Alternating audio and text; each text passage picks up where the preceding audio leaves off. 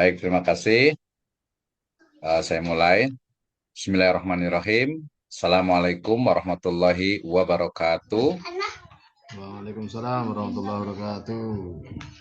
Alhamdulillahirabbil alamin. Wassalatu wassalamu ala asrafil anbiya'i wal mursalin. Habibana wa nabiyyana Muhammadin sallallahu alaihi wasallam Salam. wa ala alihi wa ashabihi wa man tabi'ahum bi ihsanin ila yaumiddin wa ba'd.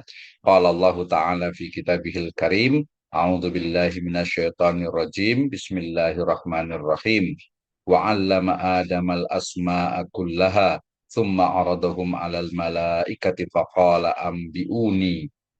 أنبئوني بأسماء هؤلاء إن كنتم صادقين قالوا سبحانك لا علم لنا إلا ما علمتنا إنك أنت العليم الحكيم وقال رسول الله صلى الله عليه وسلم طلب العلم فريضة على كل مسلم وفي رواية man salaka tariqan yaltamisu fihi ilman sahhalallahu lahu bihi tariqan ilal jannah. Wa qala aidan idza matal insanu in qata'a anhu amaluhu illa min salasatin illa min shadaqatin jariyatin aw ilmin yuntafa'u bi aw waladin salih yad'ulah aw waladin salih yad'ulah. Amma ba'd fa inna taqal hadits kitabullah wa khairal huda hudan nabiyyu sallallahu alaihi wasallam. Alhamdulillah, syukur Allah Subhanahu wa Ta'ala yang telah memberikan kepada kita kenikmatan iman, Islam, dan juga ihsan. Kemudian salawat dan salam sama-sama kita panjatkan kepada junjungan alam, Habibana wa Nabiyana wa Sayyidana Muhammadin Sallallahu Alaihi Wasallam, kepada seluruh ahlul baitnya, para sahabatnya, serta orang-orang yang senantiasa mengikuti jejak sunnahnya hingga akhir zaman. Saya ucapkan terima kasih kepada seluruh mahasiswa di program Magister, program studi pendidikan agama Islam, Sekolah Tinggi Agama Islam Sirajul Falah Bogor. Baik, kita lanjutkan di pertemuan yang ke-6, kalau di saya ini ya, atau yang ke-7 ya. Kita akan bahas bersama terkait dengan tokoh filsafat Islam dan pemikirannya. Ini saya rangkum dari nanti mungkin di pekan-pekan berikutnya, nanti teman-teman semuanya atau Ustaz sekalian ya, seluruh mahasiswa bisa menambahkan dan juga mungkin kita bisa diskusi karena sebagian sudah kita bahas bersama. Baik, kita akan mengkaji tentang era keemasan Islam yang melahirkan ya banyak filosof besar ya. Tokohnya terutama yang paling pertama itu adalah ada Al-Kindi, kemudian juga Al-Ghazali, kemudian ada Ibnu Rushd, kemudian ada Al-Farabi dan yang lainnya.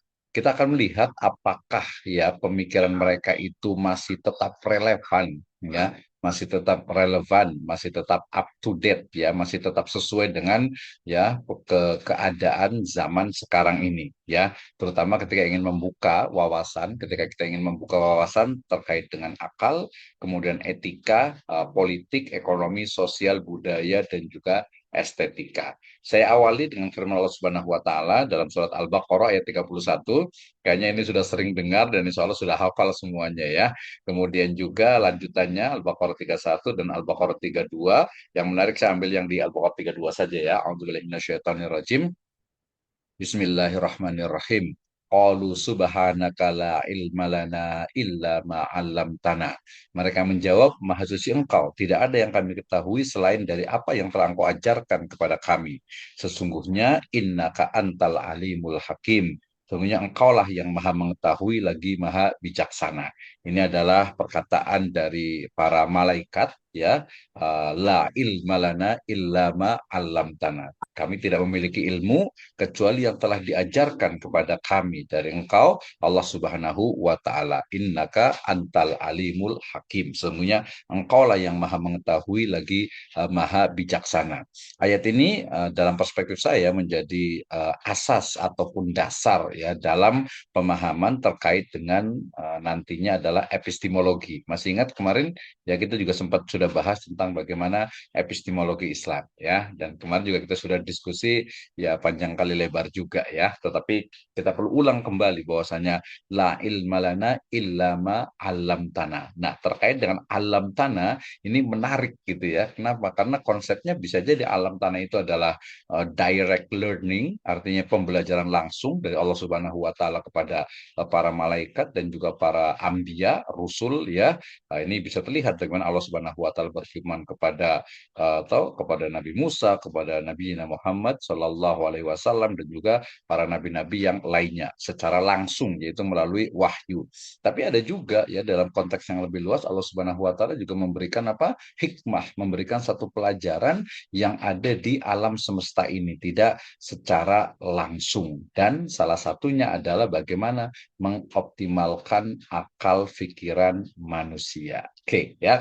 Kemudian juga kita kaitkan juga dengan firman Allah Subhanahu wa taala memotivasi kita untuk selalu terus belajar. Kenapa? Karena thalabul ilmi fardhatun ala kulli muslim. Jelas sekali ya, thalabul ilmi dalam konteks ini bukan hanya kita datang ke sekolah, kita kuliah, kemudian apa belajar, ya bukan hanya itu, tapi bagaimana kita itu betul-betul tafakuh fiddin, ya, memahami agama bukan hanya dari satu buku saja, bukan hanya dari satu ustadz atau dosen saja, tapi secara lebih komprehensif. Sehingga saya memahami thalabul ilmi itu bukan hanya man salaka thariqan yaltamisu fihi ilman, gitu ya. Seolah-olah itu kan barang saya menelusuri jalan, ya, man salaka thariqan, ya. Padahal kalau kita bisa maknanya lebih luas lagi, artinya levelnya lebih tinggi lagi, berarti seseorang yang memang siapa saja yang dia itu mampu mengembangkan dari metode ya metodologi metode ilmiah untuk mendapatkan ilmu maka Allah Subhanahu wa taala akan memudahkan jalannya ke surga ya. Nah, sehingga bukan hanya berangkat gitu ya. Oke lah kalau untuk anak SD, anak anak madrasah, anak TK, Rodotul Atfal, MI, MTS, Alia, SD, SMP, SMA, SMK, oke lah nggak apa-apa ya. Atau santri gitu. Jadi datang ke kiai, datang ke guru, datang ke dosen, kemudian belajar Yaman salah katorikon. Tapi kalau kita lebih luas lagi, apalagi kita di level S2, tentu saja adalah siapa saja yang mampu mengembangkan metodologi, mengembangkan cara untuk mendapatkan ilmu. Ingat kemarin definisi dari ilmu ya sangat luas sekali terkait dengan sifatnya adalah tekstual di dalam Al-Quran hadis dan juga kontekstual di alam semesta ya. Kemudian ya memotivasi bagi kita juga di situ ada ya idamatal insanu in qata'a anhu amaluhu illa min salasatin, salah satunya adalah apa ilmun yuntafa'u bih au ilmin yuntafa'u bih, ilmu yang bermanfaat. Tentu saja dalam konteks Islamisasi sains, ilmu itu bukan hanya ilmu diniyah ya, tetapi juga ilmu duniawiyah. Kenapa? Karena dua-duanya juga diperlukan gitu ya. Hanya mungkin nanti kalau prioritas ya ilmu agama gitu ya. Tapi ada yang penting juga karena sama-sama fardu. Yang satu fardu ain ilmu agama, yang lainnya fardu kifayah tapi menjadi fardu juga. Kenapa? Karena ketika orang lain tidak mengerjakan atau tidak ada satupun orang yang mengerjakan bisa jadi umat Islam ini berdosa. Seperti itu ya. Oke, ini konteksnya tadi kalau ayatnya, kalau lebih luas lagi bicara tentang perintah ilahi kepada Nabi Ibrahim, kemudian proses rasional dan spiritual, dan juga signifikansi filosofis. Kemudian kalau di sunnah terkait dengan fitrah dan pengetahuan, peran hati sebagai inti, dan juga implikasi etis dan epistemologis. Baik, kita mulai dari materi yang pertama, karena pembahas kita adalah tokoh filsafat Islam dan pemikirannya, ya kita akan mulai dari disebutnya, ini gambarnya hanya ilustrasi ya, disebutnya ini sebagai Bapak Filsafat Islam ya, nah ini sebagai Abul Khabir gitu ya dalam kajian filsafat ini namanya adalah siapa Al-Kindi terkenalnya. Nah, sebelum saya masuk ke sini, saya perlu dudukkan dulu apa itu definisi dari filsafat Islam ya. Bahwasanya mungkin ada yang tidak setuju, tidak apa-apa juga gitu ya. Karena ini kan disiplin ilmu, artinya itu perkembangan dari apa yang dimaksud dengan rumpun ilmu gitu ya. Jadi kalau kemarin kita bicara tentang filsafat itu adalah ilmu yang tujuannya adalah mencari kebenaran secara hakikat gitu ya. Maka kemudian kalau filsafat Islam berarti ilmu yang ini kayak kalau perspektifnya ilmu ya. Jadi filsafat Islam adalah ilmu yang mempelajari tentang hakikat kebenaran yang didasarkan kepada wahyu dan juga akal pikiran. Nah, seperti itu ya. Sehingga ya mencari kebenaran tapi di sana ada wahyu nomor satu digunakan ya. Kemudian juga akal pikiran juga digunakan juga untuk bagaimana antara istilahnya itu kebenaran wahyu dengan juga fenomena di alam semesta. Nah, kita akan lihat tokoh pertama adalah Al-Kindi, ya, Bapak filsafat Islam.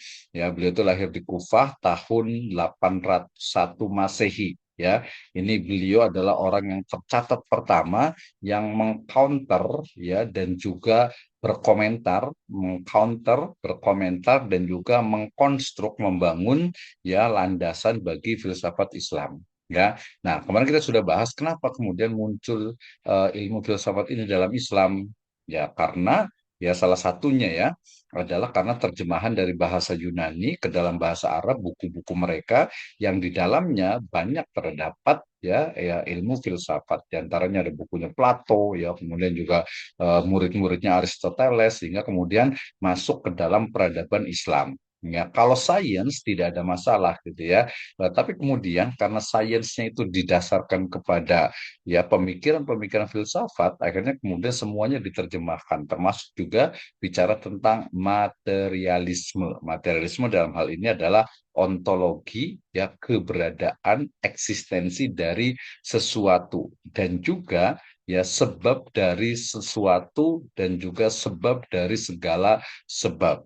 Nah, dari sini kemudian ya maka ya buku-buku yang diterjemahkan itu banyak juga mengandung ya tentang pembahasan bagaimana eksistensi keberadaan dari sang pencipta. Ya, nah menurut mereka, menurut filsafat Yunani kan mengatakan bahwa ya memang ada sih, artinya itu disebut dengan prima causa, primer, ada cause, because gitu ya, dari in English ya, because karena atau sebab ya prima prime ya prime itu berarti prime ministry gitu ya. Itu berarti yang awal yang pertama berarti sebab awal ya yaitu ya mereka menyebutnya pencipta tapi kemudian sampai di situ saja terkait dengan sifatnya terkait dengan siapa sebutannya tidak ada. Ini di filsafat Yunani ya. Nah, kemudian Islam mengcounter ya. Di antaranya ada Al-Kindi ya yang kemudian berkontribusi menerjemahkan dan menyintesis ya. Ada tesis, ada antitesis, ada sintesis ya. Tesisnya adalah ilmu filsafat ya, wajib. Kemudian antitesisnya adalah ilmu filsafat haram ya. Sintesisnya adalah ilmu filsafat ada yang boleh ya, ada yang harus dipelajari, ada yang haram dipelajari. Ya, kemarin kita sudah bahas kalau filsafat yang haram itu adalah ketika masih berusaha untuk ya mencari Tuhan dengan alam pikiran. Ya, padahal Tuhan dalam Islam itu sudah ditemukan, bukan sudah ditemukan ya. Artinya sudah ada jelas ya. Qul huwallahu ahad. Allahus samad lam yalid walam yulad walam yakul lahu kufuwan ahad. Jadi kontribusi dari Al-Kindi ini memang mengcounter dan juga mencoba untuk mencari jalan keluar. Berarti bagaimana nih ketika menerjemahkan wanafahna mirrohina. Nah, kita sudah bahas di awal-awal itu ya. Nah, salah satu dari karya besar Al-Kindi ini adalah The Intellectual ya, yang membahas tentang konsep akal dan juga pengetahuan. Ini menarik ya. Kenapa? Karena tadi penerjemahan dari bahasa-bahasa Yunani selain ya ada sisi negatifnya, yaitu tadi adanya banyak pemikiran-pemikiran filsafat yang sudah masuk ke dalam Islam, tapi ada positifnya yaitu dari sisi rasionalnya itu mereka berkontribusi terhadap ilmu pengetahuan, sains, sehingga kemudian nanti berkembang terkait dengan ilmu kedokteran, kemudian juga astronomi, kemudian juga seni dan yang lainnya. Nah, menurut Al-Kindi, pemikiran utamanya terkait dengan konsep akal ini adalah bahwa beliau itu membedakan ya antara akal potensial, akal aktual dan mustafrad. Mustafrad itu artinya dia yang terpisah. Makanya nanti ada teori Oh, utamanya itu adalah al-aklul awal ya, akal yang paling awal gitu ya. Nah, itu yang pertama. Karena kita ringkas dulu, nanti kita akan bahas detail di masing-masing, nanti mahasiswa akan mengembangkan juga. Oke, yang kedua adalah Al-Farabi ya. Kalau tadi biografi atau Al-Kindi itu beliau itu di Kufah ya, termasuk juga di Baghdad ya masa keemasannya, maka Al-Farabi ini ya selang sekitar 71 tahun ini berkembang ataupun beliau itu melakukan banyak sekali riset, penelitian dan juga pemikirannya itu di Asbania atau di Spanyol ya, di Andalusia. Nah, beliau lahir di Farab ya, maka disebut dengan Al-Farabi ya. 872 Masehi, beliau adalah ahli logika dan metafisika. Ya, karya utamanya adalah Al-Madinatul Fadilah yang menggambarkan tentang negara ideal. Dan ini nanti mirip dengan apa bukunya The Republic ya, karya dari Plato tuh. Ya, jadi sama-sama Al-Madinah Al-Fadilah itu mirip sekali karena memang dekat dan memang juga ini ya dengan Plato, kemudian muridnya yaitu Aristoteles tadi itu. Nah, filsafat politiknya memang bicara tentang pemimpin ataupun pimpinan terbaik adalah filsuf bijaksana. Ya, ini bicara tentang sesuatu yang sifatnya itu ideal, gitu ya, ideal. Nah, kemudian dari sisi etika menekankan kebahagiaan dan keutamaan di dalam masyarakat. Jadi kita tahu bahwa Al-Farabi ini di Andalusia sana itu sangat kental dengan apa ya kehidupan di istana, kemudian juga termasuk karya-karya seni ya, mungkin juga musik, musik dan lain sebagainya. Jadi beliau sangat konsen di sana ya. Oke, berikutnya ini yang sudah sangat sering ya kita bahas, kita dengar yaitu Ibnu Sina ya. Ini adalah ahli kedokteran ya. Tapi ternyata bukan hanya kedokteran ya. Ternyata beliau juga seorang pemikir ya. Beliau lagi Asfahan ya di apa sekarang itu di wilayah Rusia ya di Bukhara ya dekat dengan Imam Bukhari ini 980 Masehi ya. Ini sudah agak ke sini ya, lebih dekat lagi ya. Oke, kemudian kontribusinya beliau itu menggabungkan antara filsafat dan ilmu kedokteran secara sistematis. Nah, filsafat yang dimaksud itu lebih nanti kepada bagaimana ilmu pengetahuan, ya terutama kalau kedokteran itu kan dia sangat menggunakan metode apa yang kemarin ada mulai dari apa Burhani, kemudian ada Irfani, kemudian juga ada tajribi. Nah, konteks sains atau ilmu pengetahuan itu memang lebih banyak kepada tajribi atau eksperimen. Nah, sehingga tidak hanya didasarkan kepada istilahnya itu teks saja, tetapi harus ada eksperimen, ada uji coba. Nah, di sini sebenarnya kadang terjadi satu apa ya gesekan antara keyakinan atau pemahaman lebih tepatnya, pemahaman secara tekstual baik dari Al-Quran ataupun hadis ya dengan ya hasil dari eksperimen ilmu pengetahuan. Ya, kita akan lihat misalnya nih ya. Nah, ini bukan sebenarnya bukan ini ya, bukan istilahnya itu menabrakkan antara sains ataupun akal dengan tekstual dengan wahyu bukan, tetapi interpretasi yang lebih luas lagi gitu ya, lebih luas lagi. Nah, ini mungkin ya banyak yang tidak setuju gitu ya, tapi ya nggak apa-apa juga ya. Nanti kita bisa diskusi. Oke. Kemudian karya signifikan yang monumental beliau itu adalah Al-Qanun fit Tibb ya. Jadi aturan-aturan tentang kedokteran ya tentang ya atib ya ada sekitar menjadi tabib ya tip ya ensiklopedia kedokteran utama sampai berawat ini digunakan ya bukan hanya pada abad-abad awal gitu ya tapi juga hingga zaman modern di Eropa sana. Nah, ini pengaruhnya dari Ibnu Sina ini sangat kentara sekali, kelihatan sekali dari dia menjadi dasar dari ilmu kedokteran modern di Eropa dan juga dunia. Nah, kita tahu sebenarnya bukan hanya dulu kemarin kita bisa tentang Yunani ya, bukan hanya Yunani yang pada masa itu tuh percaya dengan apa hal-hal yang sifatnya itu mistis atau mitos gitu ya, mitos gitu kan.